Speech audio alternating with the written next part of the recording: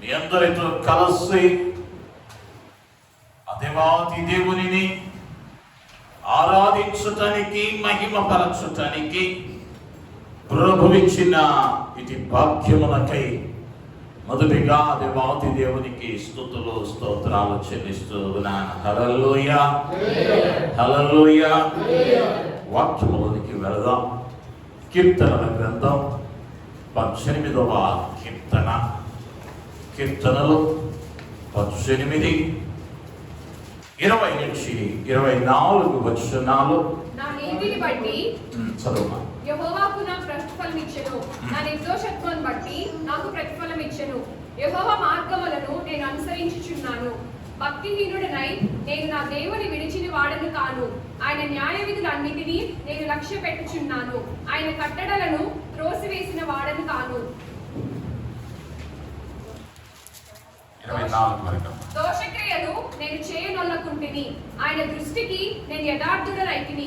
కావున యెహోవా నేను నిర్దోషిగా నుండుట చూచి తన దృష్టికి కనబడిన నా చేతుల నిర్దోషత్వమును బట్టి నాకు ప్రతిఫలం ఇచ్చును. నాకు ప్రతిఫలం ఇచ్చును. దేవుని నామానికి మహిమ కలుగును గాక. హల్లెలూయా, హల్లెలూయా. చదవబడినటువంటి మాటలలో జరిగిన దానిని గురించి తెలియచేస్తూ ఉన్నాడు దావీదు.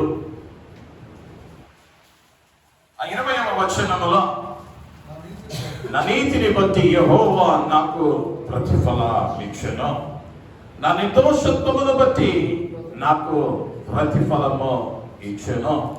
24లోని చివరి మాట, తన దృష్టికి కనబడిన నా చేతుల నిర్దోషత్వమును బట్టి నాకు ప్రతిఫలము ఇచ్చెను.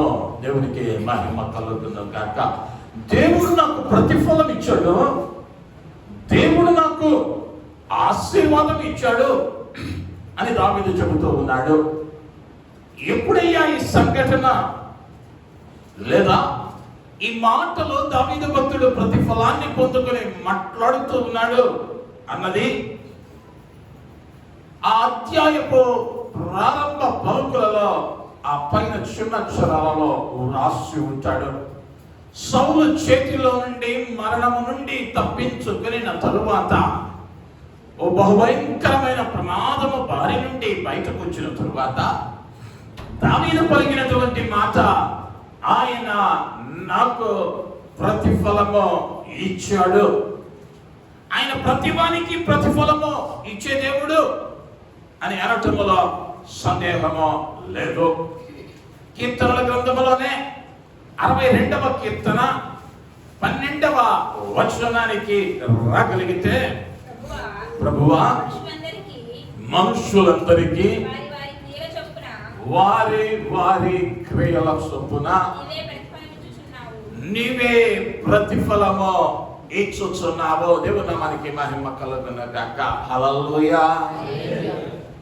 వారి వారి క్రియల చొప్పున నీవే వారికి ప్రతిఫలం ఇచ్చుచున్నావు.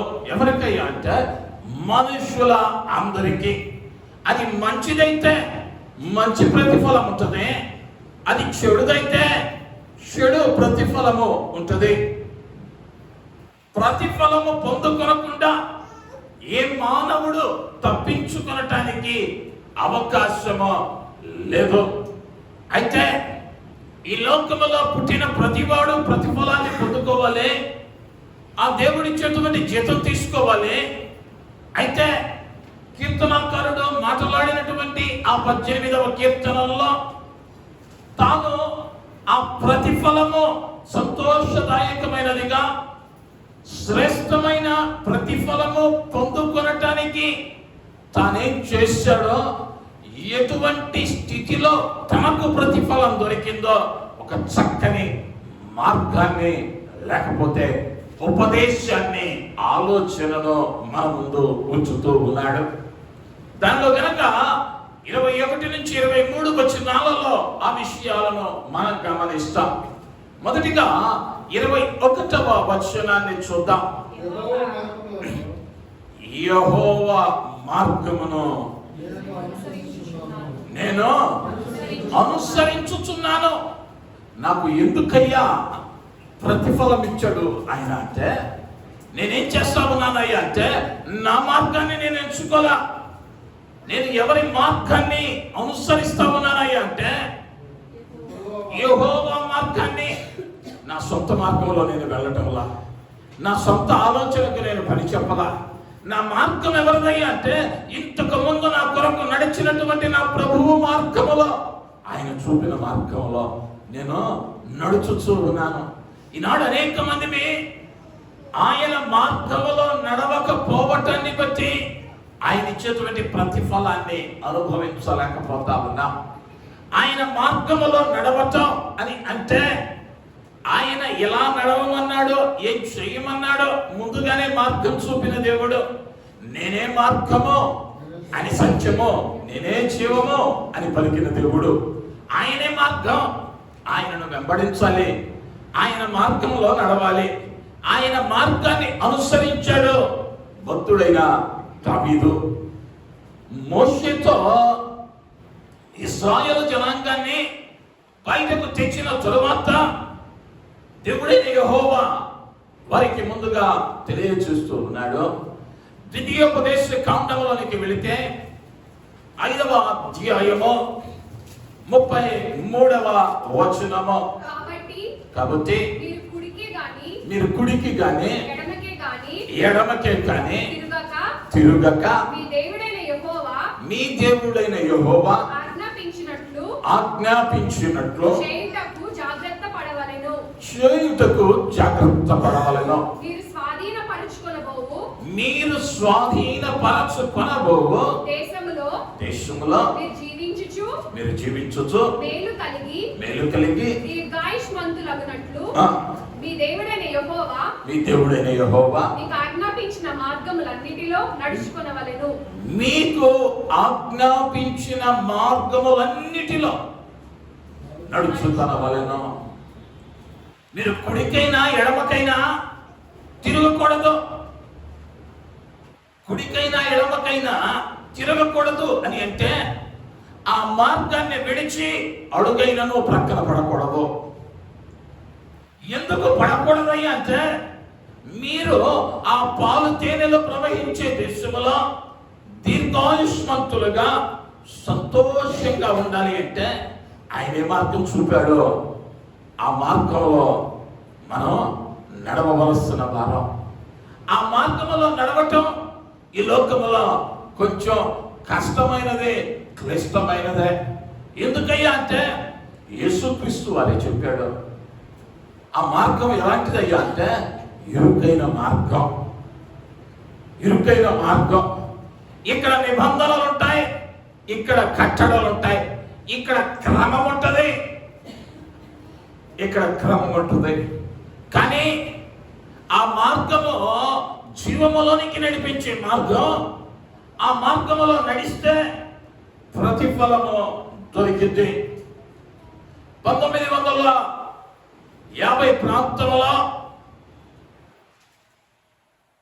రాజస్థాన్లో ఆశా అనేటువంటి ఒక సహోదరి తన యొక్క తాను నమ్మిన మార్గాన్ని విశ్వసించటాన్ని బట్టి, దేవుడు చూపిన మార్గంలో నడవటాన్ని బట్టి భారతదేశ చరిత్రలో ఓ గొప్ప దైవజనుడిని సిద్ధం చేయగలిగింది. ఆశా అనేటువంటి రాజస్థాన్కు చెందినటువంటి మహిళ. ఎలాగయ్యా అంటే, ఆమె ఒక దినాన కాలేజీకి వెళతా ఉంటే ఒక యవనస్తుడు ఎదురొచ్చాడు. ఆ యవనస్తుని పేరు పండిట్ ధర్మ ప్రకాష్ శర్మ. పండిట్ ధర్మ ప్రకాష్ శర్మ అనేటువంటి యవనస్తుడు ఎదురొచ్చి, నన్ను వివాహం చేసుకుంటావా అని అడిగాడు. అది మొదటి పర్యాయం ఆ వ్యక్తిని చూడటం. సరే, వీరిద్దరూ ఒకే కమ్యూనిటీకి చెందిన వారా అంటే, 1960 ప్రాంతంలో వివాహాలు జరగటం అంటే చాలా క్రమంతో కూడినవిగా ఉండేవి. 10 తరాలు వెనక్కి ఆలోచించేవారు. ఇలా రోడ్ల మీద ఒక యవనస్తుడు వచ్చి ఒక స్త్రీకి అలా మాట్లాడటం అది చాలా ఇబ్బందికరమైనది, క్రమము కానిది. కానీ ఈ యవనస్తునికి పదే పదే ఒక రూపం కల్లా వస్తా ఉంది. ఆ రూపం కంటెదురు కనిపించింది. ఆగలేక వెళ్ళి అడిగాడు, నన్ను పెళ్లి చేసుకుంటావా అని. నీకు గుర్తుందా, ఒక అమ్మాయిని ఈ విధంగా రోడ్డు మీద అడగవచ్చా అని తిట్టి వెళ్ళిపోయింది. ఇంటికి వెళ్ళాడు, వాళ్ళ తల్లిదండ్రులను అడిగాడు, వీళ్ళిద్దరు కుటుంబ వ్యవహారాలు ఎలా ఉన్నాయి అంటే, ఈ ధర్మ ప్రకాష్ శర్మ అని చెప్పబడిన వ్యక్తి రాజస్థాన్లోని పుష్కర్ అనే ప్రాంతానికి చెందినవాడు. పుష్కర్ అంటే ఈ యొక్క పీఠాలు, హైందవ పీఠాలు అని చెప్పబడుతున్నటువంటి పీఠములన్నిటికీ కేంద్రం. ఆ పుష్కర్లో ప్రధాన అర్చకునిగా తన తండ్రి పనిచేస్తా ఉన్నాడు. ఇటు ప్రక్కన ఈ అమ్మాయిని చూస్తే అదే రాజస్థాన్లో ఈ ఆశా యొక్క తండ్రి ఒక మందిరానికి కాపరి, పాస్టర్ గారు. ఇటేమో పాస్టర్ గారు అమ్మాయి, అటేమో పెద్ద పూజారి గారి కొడుకు. రెండు కలవన్నారు, వద్దన్నారు. అనేక పర్యాయాలు ప్రయత్నించాడు ఈ ధర్మప్రకాష్ శర్మ, కుదరలేదు. కానీ కొన్ని నెలల తరువాత ఈ ఆశ వెళ్ళింది ఆ ఇంటికి. వెళ్ళి ఆ వ్యక్తితో చెప్పింది, నేను వివాహం చేసుకుంటాను, మొన్న వద్దన్నావుగా, నా దేవుడు చేసుకోమన్నాడు, నా దేవుడు చేసుకోమన్నాడు. ఓకే అన్నాడు. వెళ్ళారు, రిజిస్టర్ ఆఫీస్లో చేసుకున్నారు. ఇంటికి వచ్చారు. ఇంటికి వచ్చేసరికి తన అత్త అంగీకరించలా. ఎందుకయ్యా అంటే, ఒక సనాతన బ్రాహ్మణ కుటుంబం, దేశంలోనే ఉన్నతమైన స్థాయిలో ఉన్నటువంటి వారు. ఈ కుటుంబానికి గాంధీ గారి, మహాత్మా గాంధీ గారి కుటుంబానికి చాలా అన్యోన్యమైన సహవాసం ఉన్నది. రాజకీయ ప్రస్తావన కలిగిన కుటుంబం. అంగీకరించలేకపోయారు. బయటకు పంపటానికి నలుగురు నాలుగు రకాలుగా అంటారు. రాజకీయ భవిష్యత్తు పాడైపోయింది, స్వతంత్రంలో మనమే ముందండి, అంతరానితనం వద్దన్నాము, ఎన్నో విలువలను నేర్పాము ఈ దేశానికి, మనమే మన ఇంట్లోకి వచ్చేసరికి అది పాటించకపోతే బయట సమాజానికి మాట్లాడలేమని ఇంట్లోనే ఉండు, కానీ ఓ పని మనిషిగా ఉండు, అదే విధంగా ట్రీట్ చేశాను. కానీ మొదటి రోజే చేదు అనుభవం. కొట్టారు. పెద్ద పని మనిషిగా ఇంట్లో ఉంది, కానీ తన ప్రేమను పంచడంలో మార్పు లేదు. క్రీస్తు ప్రేమను పంచడంలో మరలా మొదటి రోజు రాత్రే తెల్లారుజామున తన భర్త 4 గంటలకు లేచి ప్రక్కన చూస్తే భార్య లేదు. ఏమైపోయింది, తట్టుకోలేక వెళ్ళిపోయిందేమో అనుకున్నాడు. పెరట్లోనికి వచ్చాడు. పెరట్లోనికి వచ్చేసరికి మోకరించి తాను తెచ్చుకున్న బైబిల్ను కాళ్ళ దగ్గర పెట్టుకొని కన్నీటితో ప్రార్థన చేస్తా ఉంది. ఉదయం 4 గంటల నుంచి 6 గంటల దాకా ఆ పెరట్లోనే ప్రార్థన చేసింది. వచ్చినాక చెప్పాడు, ఈ పండిట్ శర్మ, నువ్వు ఆరాధిస్తే ఆరాధించుకో, నా దాకా తేమాకో. నేను ఎప్పుడో చదివాను దాన్ని. ఎలాగయ్యా అంటే, తాను డిగ్రీ చదువుతున్న, కాలేజ్ చదువుతున్న దినాలలో తన లైబ్రరీలో ఈ యొక్క కొండ మీద ప్రసంగం అన్న సందేశాన్ని విన్నాడు, చదివాడు. తనకు మెంటర్గా ఉన్న గాంధీ గారు కూడా దాని చేత ప్రభావితం అయ్యాడు. ఈ యొక్క పోరాటానికి నాందియే ఆ కొండ మీద ప్రసంగం. భారతదేశ స్వాతంత్ర పోరాటానికే నాంది ఆ కొండ మీద ప్రసంగమే. ఆయుధాలు లేకుండా పోరాడదామని గాంధీ గారు తీసుకున్న నిర్ణయానికి పునాది వేసింది అదే అని తెలుసుకున్నాడు. అయితే ఈయన ఆశ ఏంటయ్యా అంటే, నిజమైన దేవుడు ఆయన అయితే ఆయనను వెంబడిస్తూ ఉన్నవారు కూడా ఆ విధంగా ఉండాలి కదా. ఆ ప్రసంగంలో ఏం చెప్పాడయ్యా అంటే, ఆ కొండ మీద మత్తయి సువార్త 5వ అధ్యాయంలో ఉంటుంది, దుఃఖపడు వారు ధన్యులు, వారు ఓదార్చబడుదురు. నీతి కొరకు ఆకలి దప్పులు కలవారు ధన్యులు, వారు తృప్తిపరచబడుదురు. చదవండి. కనికరము గలవారు ధన్యులు, వారు కనికరము పొందుదురు. హృదయ శుద్ధి గలవారు ధన్యులు, వారు దేవుని చూచెదరు. సమాధానపరచువారు ధన్యులు, వారు దేవుని కుమారులు అనబడుదురు. నీతి నిమిత్తము హింసించబడు వారు ధన్యులు, పరలోక రాజ్యము వారిదే. ఈ లక్షణాలు ఎవరిలోనైనా కనిపిస్తాయేమోనని ఎంతకాలం తిరిగాడు, కనిపించలా. ఈయన నిజమైన దేవుడు కాదేమో, నేను చూస్తూ ఉన్నటువంటి మిగిలిన దేవుళ్ళ వంటి దేవుడేమో అనుకున్నాడు. నిర్లక్ష్యం చేశాడు. కాపురం నడుస్తా ఉంది, ఇద్దరు బిడ్డలు పుట్టారు. ఈయన బిర్లా కుటుంబంతో ఉన్న సాన్నిహిత్యంతో బిర్లా కంపెనీలో గొప్ప స్థాయిలో మేనేజర్ గా ఉన్నాడు. అక్కడ నుండి రాజకీయ ప్రస్థానం చేశాడు. రాజస్థాన్ నుంచి రాజ్యసభ సభ్యునిగా ఎంపీగా ఎన్నికయ్యాడు. రోజులు గడుస్తూ ఉన్నాయి. భార్య దేవుని గురించి చెబుదామని ప్రయత్నించిన ప్రతి పర్యాయం తృణీకరింపబడతా ఉంది, కొట్టబడతా ఉంది. ఒకరోజు ఉదయాన్నే ఆయన ఆఫీస్కి వెళుతూ ఉండగా ఆ రోజు వరల్డ్ బ్యాంక్ ప్రతినిధులతో ఆయనకు ఒక మీటింగ్ ఉంది. ఆ మీటింగ్కి వెళుతూ ఉన్న సందర్భంలో షూ కడతా ఉంది, లేస్. చిన్నగా చెప్పింది ఈమె, అయ్యా సాయంత్రం కొంచెం పెందల కట్టండి, మనం కొంచెం బయటకు వెళ్ళాలి. ఎక్కడికి వెళ్ళాలి? నాకు చిన్నతనంలో నాకు పేరు పెట్టిన ఒక గొప్ప దైవజనుడు వచ్చాడు ఈ పట్టణానికి, ఆయన దగ్గరికి వెళ్ళి కలిసి వద్దాం, చక్కని మాటలు చెబుతాడు అన్నారు. ఎవరు అని అన్నాడు. పాస్టర్ గారండి, భక్త్ సింగ్ గారని అన్న వెంటనే ఆ కాలుతో కొడితే ఆ షూతో, ఆ షూ గుచ్చుకొని ఇక్కడ ఈ చర్మం లేచిపోయి రక్తం కారుతా ఉంటే అంత దూరంలో పడిన మహిళ తిరిగి లేచొచ్చి ఆ మిగిలిన లేసును చక్కగా కట్టి తన సూట్ కేసు తీసుకొని కాలు దాకా తీసుకెళ్ళి, అయ్యా సాయంత్రం పెందలు కడరండి, మీరు వస్తారో నాకు తెలుసు, ఎందుకంటే మీకు నేనంటే ప్రేమ, నేనంటే మీకు ప్రేమ, మీరు వస్తారు అని అన్నయ్య వెళ్ళిపోయాడు. తన షెడ్యూల్ ప్రకారం 8 గంటలకు అవ్వాలి మీటింగ్, 4 గంటలకే అయిపోయింది. వస్తా ఉన్న మార్గంలో కొన్ని పోస్టర్లను చూశాడు.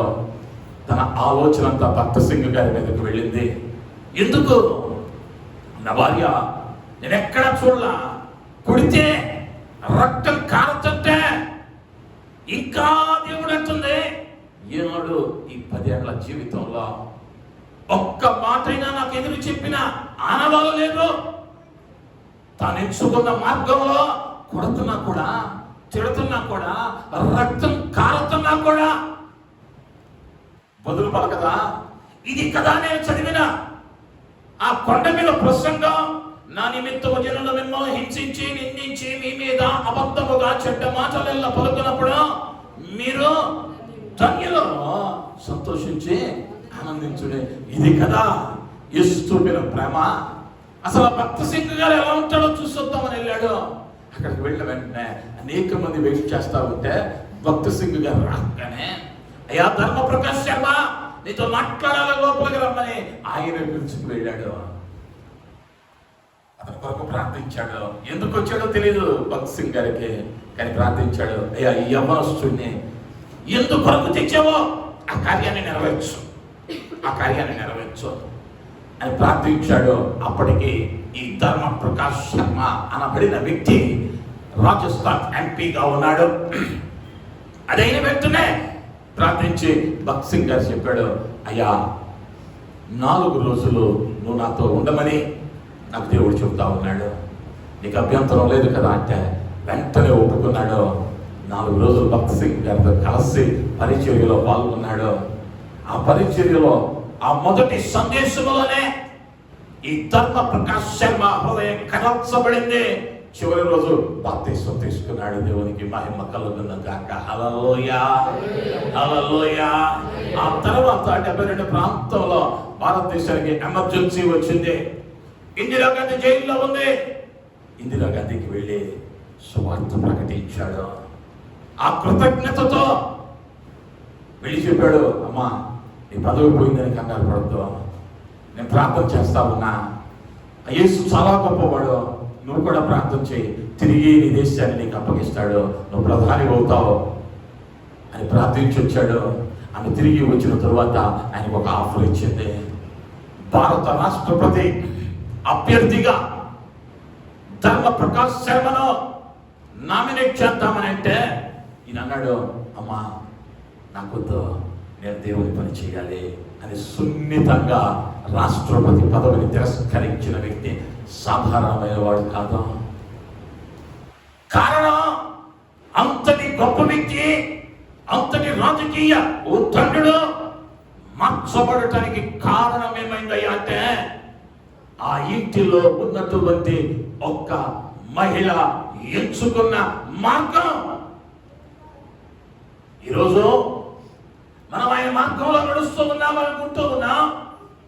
ఆయన మార్గంలో నడిస్తే ఎలా ఉండాలయ్యా అంటే శోధన వచ్చిన సహించాలి, వేదన కలిగిన సహించాలి. శోధనను సహించువాడు ధన్యుడు అని అన్నాడు. కానీ ఈరోజు విజ్ఞానం ఎక్కువయ్యి, బైబిల్ జ్ఞానం ఎక్కువయ్యి, ప్రశ్నించకపోతే ఎట్లండి? ప్రశ్నించకపోతే ఎట్లా? కొత్త ఫిలాసఫీలను తీసుకొచ్చి కొత్త అర్థాలను జోడించి క్రమాన్ని మార్చేసుకుంటూ మనం కూడా ఆయన మార్గంలో ఉన్నామని సరిపెట్టేసుకుంటూ ఉన్నాం. మనల్ని మనం మోసం చేసుకుంటూ ఉన్నాం.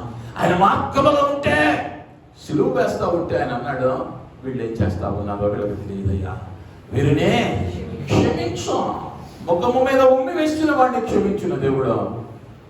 ఆయన అనుకుంటే వాడు అక్కడే పడి చచ్చును దాక అని ఒక మాట అంటే పిట్టలు రాలిపోయినట్లు రాలిపోయేవాళ్ళు. దానిలో ఎటువంటి సందేహం లేదు. ఇశ్రాయేలు జనానికి 40 లక్షల మందికి ఆహారం కావాలి, పూరేడు పక్షులు వెళ్ళకంటే కోట్ల పక్షులు రాలిపోయినాయే, ఒక్క మనిషి రాలిపోలేడా? ఆయన చేయగలడు.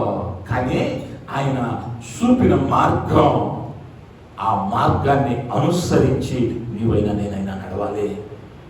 ఆయన చూపిన మాదిరిని మనం కొనసాగించాలి.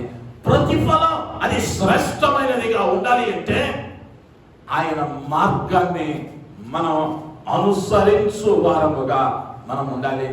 కానీ కొన్ని పర్యాయాలు ఏమవుతుందయ్యా అంటే జ్ఞాని అయిన సొలొమోను చాలా చక్కగా చెప్పాడు.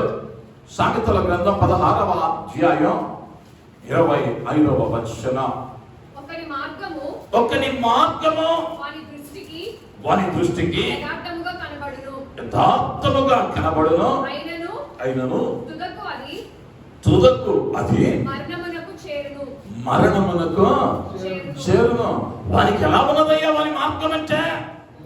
యథార్థమైనది. కొన్ని పర్యాయాలు మనం చేసే పనులు, మనం చేసే కార్యాలు మనకు బాగానే ఉంటాయి. పరీక్షించుకోవాలి, ఇది వాక్యానుసారమైనదేనా? ఇది యేసు కోరిన మార్గమా? ఇది యేసు కోరిన మార్గమా? యేసు నడిచిన మార్గమా?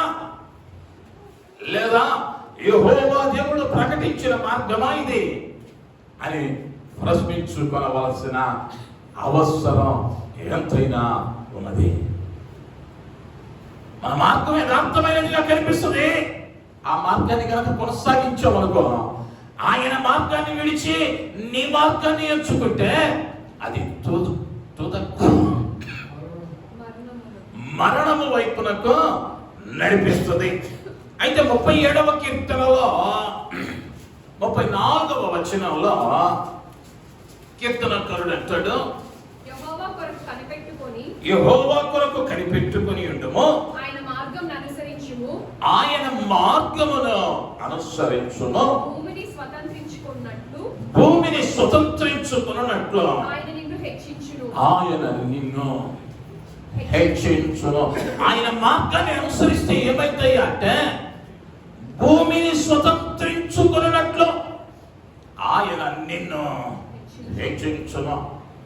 ఆయన మార్గాన్ని అనుసరిస్తే ఆశీర్వదింపబడతాం. ఆయన మార్గాన్ని అనుసరిస్తే హెచ్చింపబడతాం. లేదా నీ మార్గాన్ని నీవు అనుసరిస్తే అది తుదకు ఇప్పుడు బాగానే ఉంటుంది, ఇప్పుడు అనుకూలంగానే ఉంటుంది, ఇప్పుడు నువ్వు చేసినవన్నీ భలే చేసావని చప్పట్లు కొట్టి గుంపకుంటుంటది, కానీ అది తుదకు మరణమునకు నడిపిస్తుంది. మరణము వేదనకు సాదృశ్యం. అంటే ఆ మార్గము నిన్ను వేదనలో పడవేసే మార్గం. ఈ రెండు మార్గాలలో నువ్వే మార్గంలో ఉన్నావో ఆ మార్గాన్ని బట్టి నీకు వచ్చే ప్రతిఫలం ఏమిటో పరిశీలించుకోవలసిన అవసరం ఉంది. ఒకవేళ ఇంతవరకు నీకు ఇష్టమైన మార్గంలో నువ్వు నడిచి ఉంటే ఈ రోజే ఆయన మార్గానికి అప్పగించుకొని కుడికైనా ఎడమకైనా తిరగక ఆయన నీ కొరకు సిద్ధపరచినటువంటి ఆ పాలు తేనెలు ప్రవహించేటువంటి దీర్ఘాయుష్యమును కలుగ చేసేటువంటి సంతోషముతో గడిపేటువంటి ఆ దేశములో ప్రవేశించినట్లు ఆయన మార్గములో తిన్నగా నడవవలసిన వారమై ఉంటున్నా. రెండవదిగా మనం గమనిస్తే ఆ 21వ వచనములోనే రెండవ మాట, భక్తిహీనుడనై నేను నా దేవుని విడిచిన వాడను కాను. దేవుని నామానికి మహిమ కలుగును గాక. హల్లెలూయా. నేనేం చేయలేదయ్యా అంటే నా దేవుణ్ణి విడిచిపెట్టలా.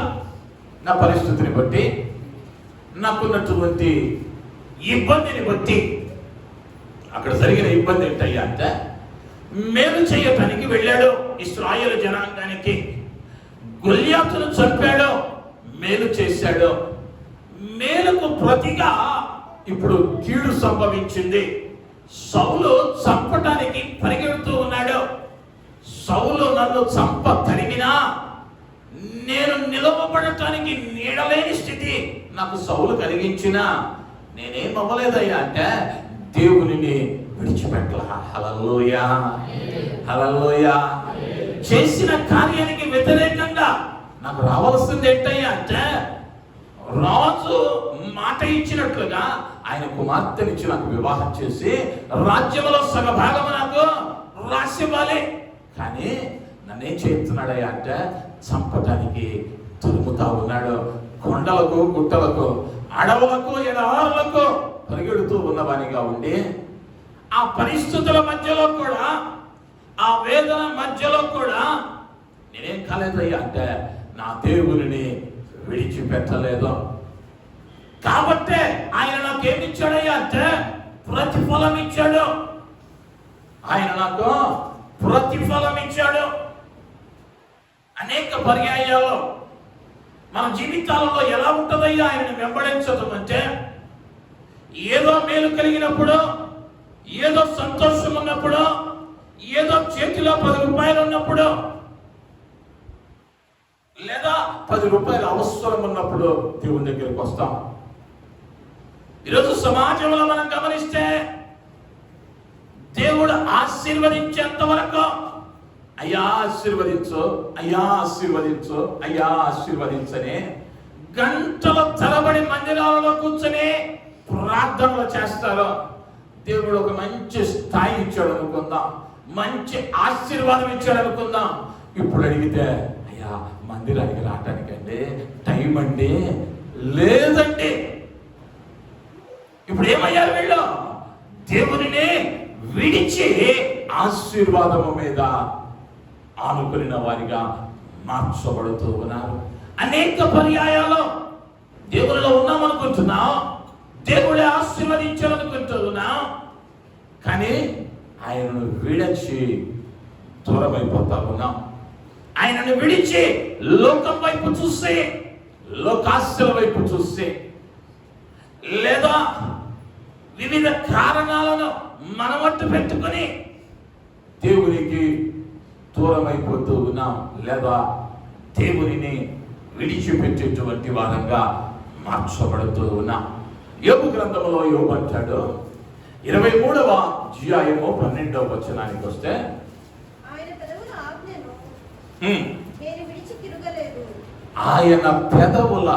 ఆజ్ఞను నేను విడిచి తిరగలేదు. దేవుని నామానికి మహిమ కలుగును గాక. హల్లెలూయా. ఆయన పెదవుల ఆజ్ఞలను విడిచి నేనేమవ్వలేదు, ఆయన నుంచి దూరంగా విడిచిపెట్టి వెళ్ళిపోలా. ఎక్కడున్నాడయ్యా ఇప్పుడు యోగు గారంటే ఉన్నటువంటి వేల పశువులు, గొర్రెలు, మేకలు, ఒంటెలు, గుర్రములు, గాడిదలు, కంచర గాడిదలు, పనివారు, సంతానము సమస్తము ఒకే దినమున నాశనం అయిపోతే ఒక్కడే బూడిదలో కూర్చొని గాయములు రేపుకుంటూ వేదనలో ఉన్నాడు. వేదనలో ఉండి అంటూ ఉన్నాడు, నేను ఆయన నోట నుంచి వచ్చిన ఏ ఆజ్ఞను విడిచిపెట్టలా. అన్ని వసతులు ఉన్నప్పుడు పాటించడం కాదు, అన్ని వసతులు ఉన్నప్పుడు దేవుడు గొప్ప కార్యం చేశాడంటే కాదు సాక్ష్యం. యోబు వలె దీన స్థితిలో కూడా ఆకాశం తింటున్నాడు. నిన్నటి దినాన తన పరిస్థితి, ఊజు దేశమందు అంతటి ధనవంతుడు లేడు అని చెప్పబడింది. తెల్లారితే అంతటి దరిద్రుడు లేడు అన్నట్లుగా మారిపోయింది పరిస్థితి. కానీ ఐశ్వర్యములో ఉన్నప్పుడు ఏ సాక్ష్యాన్ని అయితే పొందాడో, దారిద్ర్యములో కూడా అదే సాక్ష్యాన్ని నిలవబెట్టుకున్నాడు. అంతిమముగా ఆ వేదనలో కూడా చక్కని మాటలు చెబుతాడు. నేను ఆయన మాటలను విడిచిపెట్టలేదు, మాట చేతనైనను పాపమో చేయలా. మాట చేతనైనను పాపమో చేయలా. ఆయనను విడువని భారముగా మనం ఉంటే ఎలా ఉంటుందయ్యా మన పరిస్థితి అంటే, మన మాట వలన కూడా పాపమో చేయం. ఆయనను విడిచిపెట్టని వారిగా యోబు ఉన్నాడు కాబట్టే యోబు యొక్క కడపటి స్థితి ఎలా మార్చబడిందయ్యా అంటే, మునుపున్న ఆశీర్వాదం కంటే రెండింతల ఆశీర్వాదం, ప్రతిఫలం దొరికింది. ఆయనను విడిచిపెట్టకుండా నువ్వు పట్టుకొనడం నేర్చుకుంటే ఆయన నిన్ను ఆశీర్వదిస్తాడు. అయ్యా ఇంకొన్ని రోజుల తర్వాత ఆయనను విడువ పెట్టకుండా కొనసాగుతానంటే ఈలోపు ఏం సంభవించిందయ్యా అంటే, 16వ అధ్యాయము కీర్తనల గ్రంథము 4వ వచనాన్ని జ్ఞాపకం చేసుకుంటే, యెహోవాను విడిచి వేరొకరిని అనుసరించు వారికి శ్రమలు విస్తరించును. శ్రమలు విస్తరించును. అక్కడ చక్కగా చెబుతూ ఉన్నాడు, యెహోవాను విడిచి వేరొకరిని అనుసరించు వానికి శ్రమలు విస్తరించును. అంటే యెహోవాను విడిచిపెట్టావు అంటే మరి ఒకరిని వెంబడిస్తూ ఉన్నామనే అర్థం. ఆ మరి ఒకడు ఎవడయ్యా అంటే అపవాది, సాతాను. ఈ ఇద్దరిలో ఎవరో ఒకరి గుంపులో నీవు ఉండాలి. నీవు గనక ఆయనను విడిచిపెట్టని వానివిగా ఉంటే ఆశీర్వదింపబడతావు, ప్రతిఫలాన్ని పొందుకుంటావు. ఆయనను విడిచిపెడితే శ్రమలు విస్తరిస్తాయి. శ్రమలు విస్తరిస్తాయి. ఈ శ్రమలు ఈరోజు మీరే పోవు. శ్రమలు విస్తరించడం అంటే, ఇప్పుడు సెంటు భూమి ఉన్నాడు, 4 సెంట్లు కొన్నాడు అనుకో, వీడి పొలం విస్తరించిందిరా అంటారు. అంటే ఈరోజు ఒక కష్టం ఉంది, రేపు అది 4 కష్టాలుగా మార్చబడింది. ఈరోజు ఒక్క వేదనే, ఈ ఒక్క వేదన ఉన్నప్పుడే అయ్యో నేను దేవునికి దూరం అయ్యానని తప్పుదిద్దుకొని ఆయనను విడిచిపెట్టని వారిగా మారితే ఈ ఒక్కదానితో సరిపోయింది. అది పెరగక ముందే తెలుసుకొనవలసిన వారం. లూకా సువార్త 15వ అధ్యాయములో తండ్రికి దూరమైన ఒక కుమారుని గురించి చెబుతాడు. 12వ వచనంలో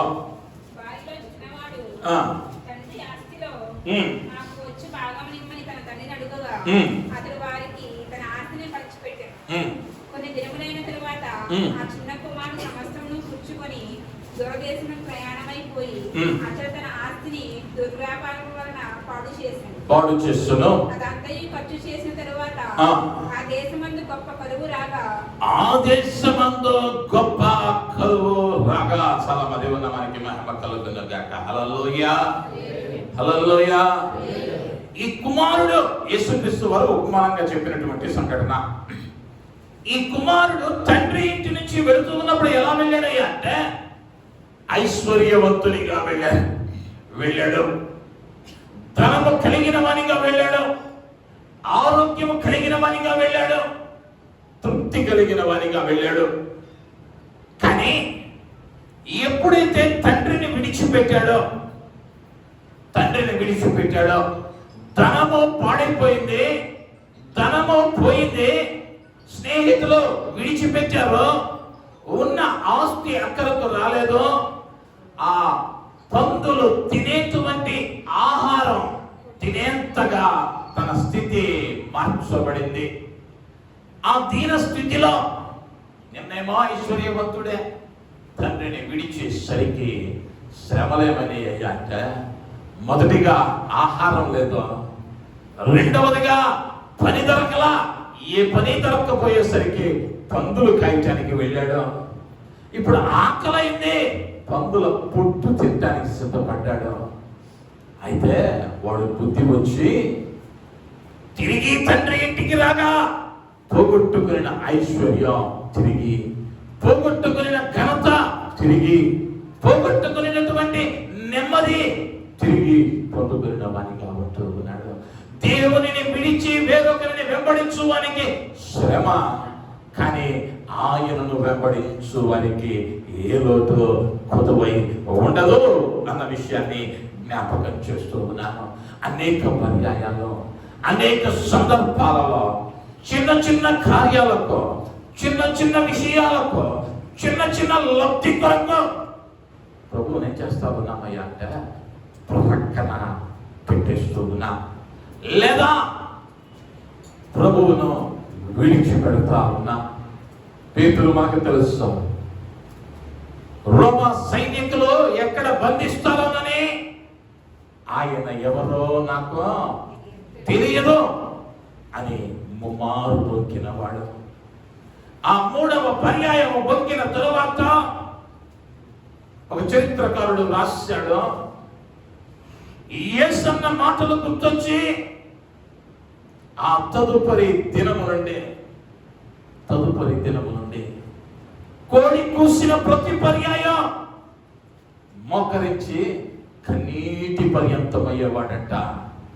కోడి ఎప్పుడు కూసినా తన పాపం తనను వేదనకు గురి చేసేది.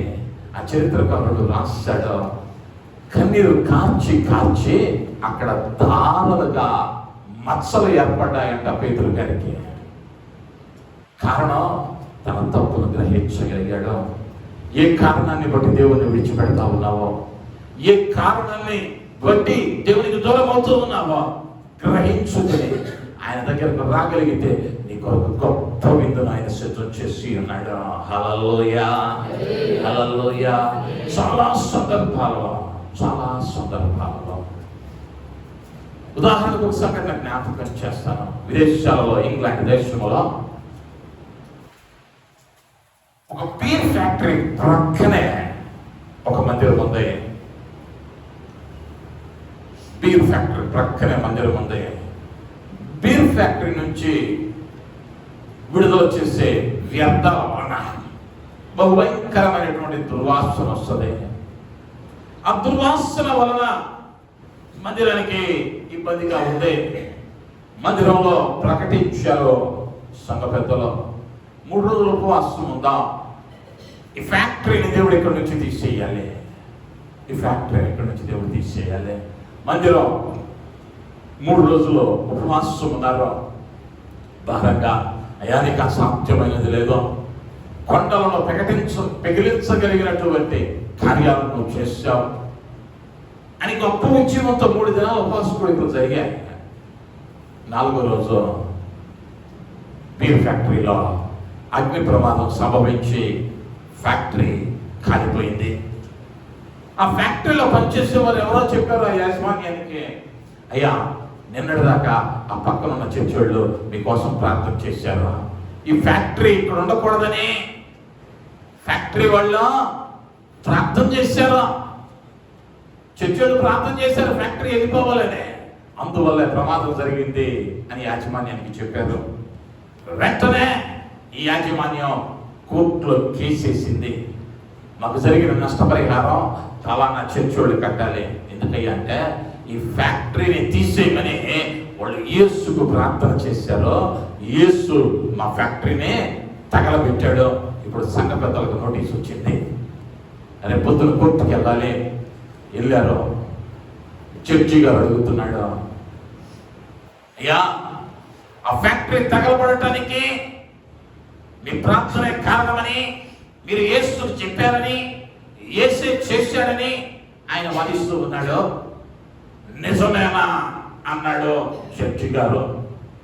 వెంటనే ఈ సంఘ పెద్దలు అన్నారు, అయ్యా మేము ప్రార్థన చేసిన మాట వాస్తవమే, కానీ తగలబెట్టింది మాత్రం మా యేసే కాదయ్యా. వీళ్ళు చెప్తేనే ప్రార్థన తగలబడింది, కానీ ఇప్పుడు ఒప్పుకుంటే డబ్బులు ఎడగట్టాలో, ఒప్పుకుంటే యేసు చేశాడంటే డబ్బులు కట్టాల్సి వస్తాను. ఇప్పుడు ఏం చేశారయ్యా అంటే యేసు ఎవరో మాకు తెలియదా. అనేక పర్యాయాలు మనం కూడా నలుగురు మధ్యలో క్రైస్తవుడని చెప్పుకోవడానికి సిగ్గు, క్రైస్తవుడని చెప్పుకోవడానికి సిగ్గు, లేదా ప్రార్థనకు వెళ్తామని, ప్రభువును వెంబడిస్తామని, సత్యాన్ని వెంబడిస్తామని చెప్పుకోవడానికి కూడా సిగ్గుపడేటువంటి వారు ఉన్నారు. యేసును విడిచిపెట్టిన వారి జాబితాలో ఉంటామా, యేసును వెంబడిస్తూ ఉన్న వారి జాబితాలో ఉంటామా? మనం ప్రశ్నించుకోవాలి. నీకెంతటి వేదన వచ్చినా స్టెఫనును రాళ్లతో కొట్టడానికి ఆ లోయలో మొకరింప చేస్తే 2 చేతులు ఆకాశము వైపు ఎత్తి నవ్వుతున్నాడంట, నవ్వుతా ఉన్నాడా. ఇటీవల ఒక సాక్ష్యాన్ని విన్నాను. ఈ సుమో అనబడిన వారు ఉన్నారే, కుస్తీ పోటీలు చేస్తారు. ఆ దీని ఒకప్పుడు నరమాంస భక్షకులు నివసించే స్థలం. వారు నరమాంస భక్షకులు తగుమలుపు. అయితే అక్కడికి వెళ్ళాలని 3 యవనస్తులు బయలుదేరారు స్వార్థ చెప్పటానికి వెళితే వెళ్ళిన గంటలో 3 చంపేశారు, తినేశారు. ఈ వార్త తెలిసి వారి మరి యొక్క మిత్రుడు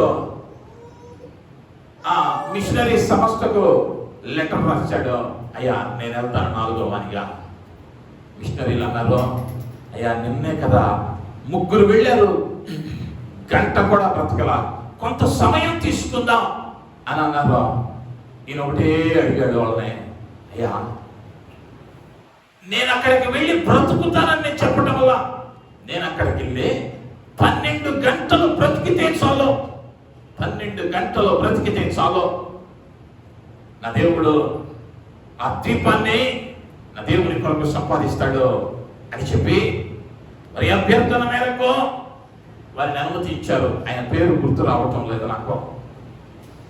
అభ్యర్థనను అంగీకరించి పంపితే ఈయన తన ప్లాన్ ఎలా చేసుకున్నాడయ్యా అంటే, ఆ దీవి కరెంట్ ఉండదు, చీకటి పడ్డ తర్వాత 8 గంటలకి వెళితే తెల్లారిన దాకా, సూర్యుడు ఉదయించిన దాకా ఎక్కడ ఏది ఉందో ఎవరికి తెలియదో, విశ్రాంతిలో ఉంటారో, తాను అనుకున్న 12 గంటలో అక్కడ తన పని జరిగించగలనని రాత్రి 8 గంటలకు తన పడవ దీవి దగ్గరికి వెళ్ళేటట్లు ప్లాన్ చేసుకున్నాడు.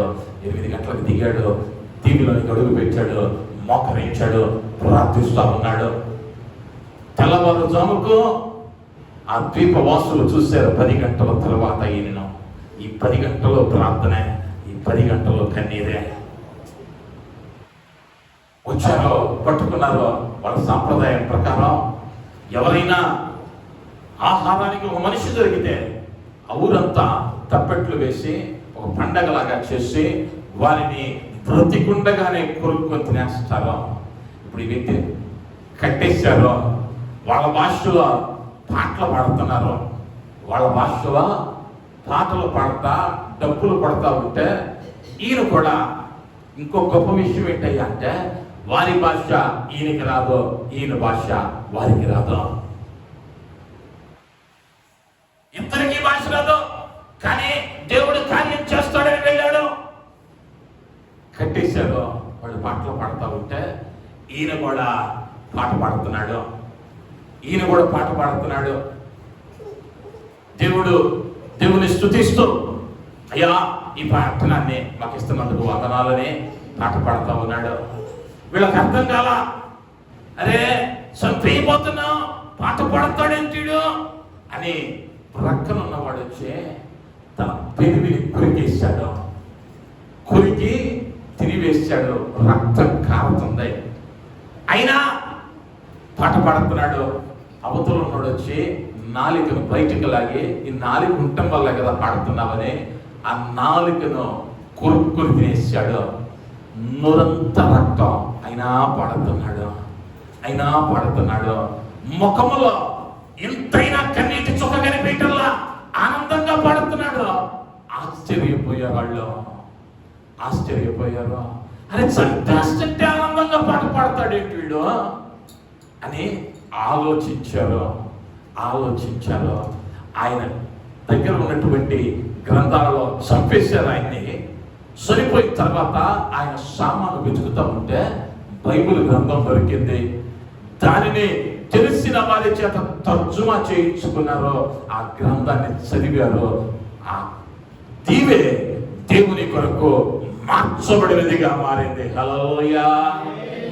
యేసును విడవకుండా నువ్వు నిలవబడితే ఏమైందయ్యా అంటే సమస్యలు చూసి నీ ద్వారా ఒక గొప్ప సమూహం మార్చబడింది.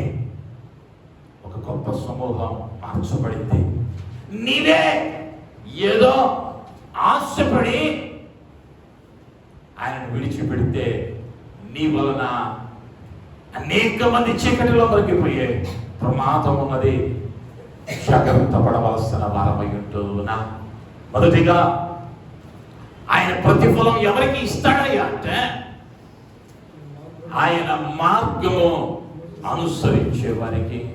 ఆయన మార్గం అనుసరించటం అంటే ఆయన ఎలా నడిచాడో అలా నడవటం, భౌతికంగా కాదు. అడుగులో అడుగేసుకుంటూ తలదించుకొని, అయ్యా నేను యేసు మార్గంలో ఉన్నాను అంటే సరిపోలా, లేకపోతే నా నడక మారింది అని పాట పాడితే సరిపోలా. ఆ నడక కనిపించాలి. ఆయన మార్గంలో నడిస్తే ఎదుటివాడు ఎన్ని దూషణలు చేసినా, నీకెంత సామర్థ్యం ఉన్నా మౌనివై ఉండాలి. వారిని క్షమించడి హృదయం కావాలి. నిన్ను వలె నీ పొరుగు వారిని ప్రేమించాలి. నీకు కలిగిన దాంట్లో నీ ఇరుగు పొరుగు వారిని ప్రేమించాలి. అది ఆయన చూపిన మార్గం. శత్రువును సైతము ప్రేమించమన్నాడు. రెండవది, ఆయనను విడిచిపెట్టని వారికి కొంచెం ఆశీర్వాదం వస్తే, మన భాషలో చెప్పాలంటే కళ్ళంట నెత్తికెక్కిని అంటారు పెద్దోళ్ళు. వీడికి కింద కనిపించల్లా. అనేక పర్యాయాలు మనకు కూడా అంతే. ఏదైనా దేవుడు కొంచెం ఆశీర్వాదం ఇచ్చేసరికి ఇక దేవుడికి ఇవ్వడానికి టైమే ఉండదు. ఇచ్చిన దేవుడికి ఇంకో విషయం తెలుసా, తీసేయటం కూడా తెలుసా. ఇచ్చిన ఆయనకి తీసుకోవటం కూడా తెలుసా. నేను ఎప్పుడు ఒక ఉపమానం చెబుతా.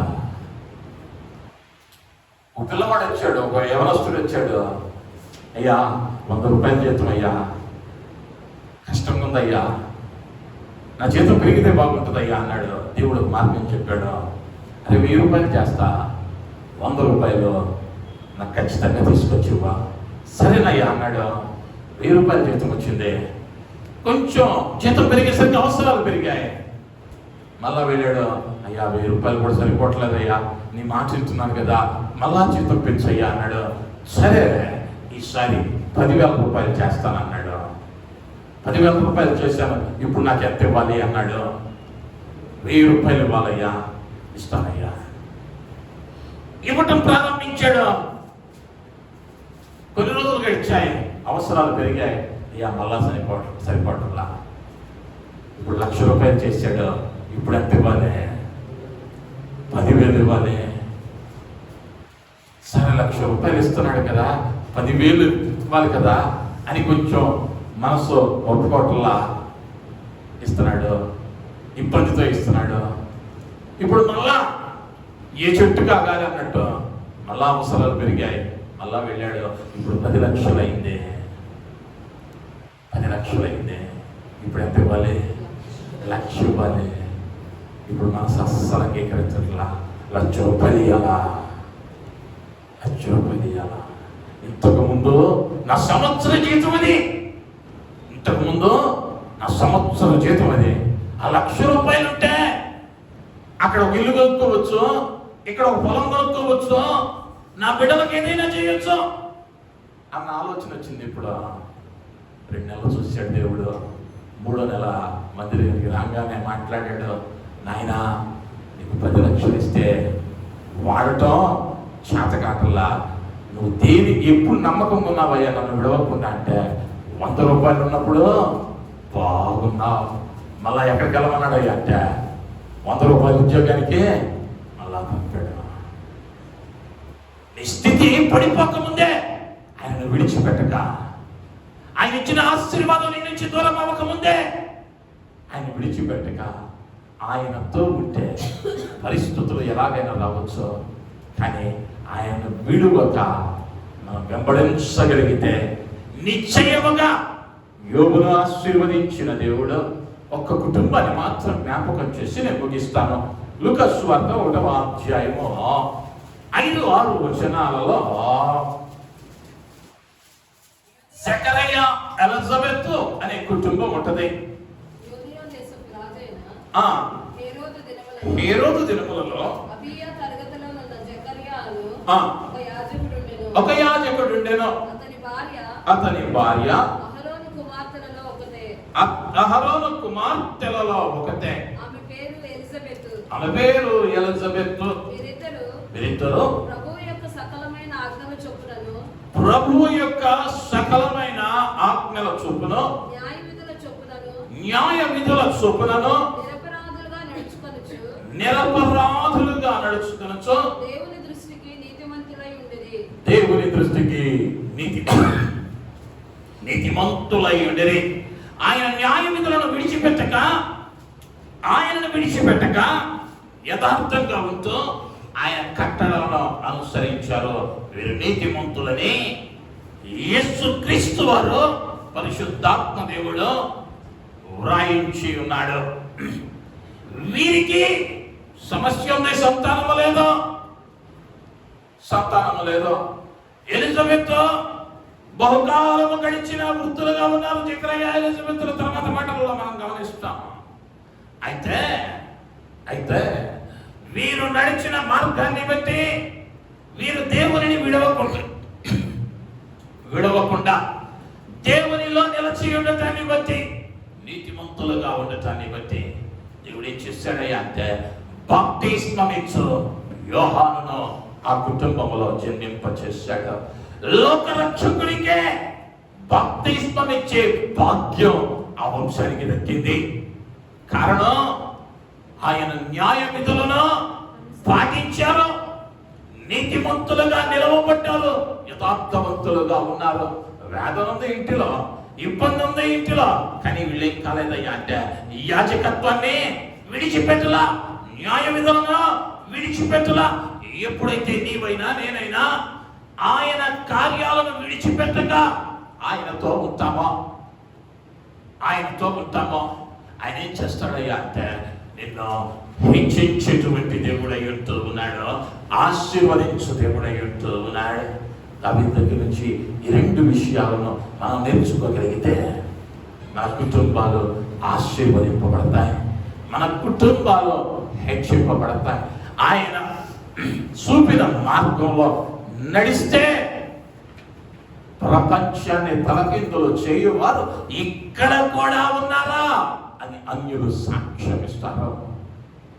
అన్యులు సాక్ష్యమిస్తారు. పండిట్ ధర్మ ప్రకాష్ శర్మను మార్చి ఈ లోకంలో అనేక మందిని భారతదేశంలో మార్చబడటానికి కారకునిగా ఆయన నిలవబడ్డాడు. కారణం ఆశ అనబడిన స్త్రీ యేసు మార్గాన్ని ఎంచుకుంది. భర్త పెట్టిన శ్రమను పట్టించుకోవాలా, ఎదురు తిరగలా. నేను చదువుకున్న దాన్ని మా నాన్నగారి మాకు ఇంట్లో మంచం మీద కూర్చుంటే భోజనం పెడతారు అని ఇంటికి వెళ్ళిపోవాలా. కన్నీరు కార్చింది. నా భర్తను మార్చమని అడిగింది. ఆయన మారటం కాదు, ఆ పుష్కర్కి ప్రధాన అర్చకునిగా ఉన్న తన తండ్రి సైతం వీరి కుటుంబ ప్రవర్తనను చూస్తే చనిపోయే ముందు ధర్మ ప్రకాష్ శర్మ చేత బాప్తిస్మం తీసుకున్నాడు. తల్లిదండ్రులు ఇద్దరు. ఎంత గొప్ప సాక్ష్యం!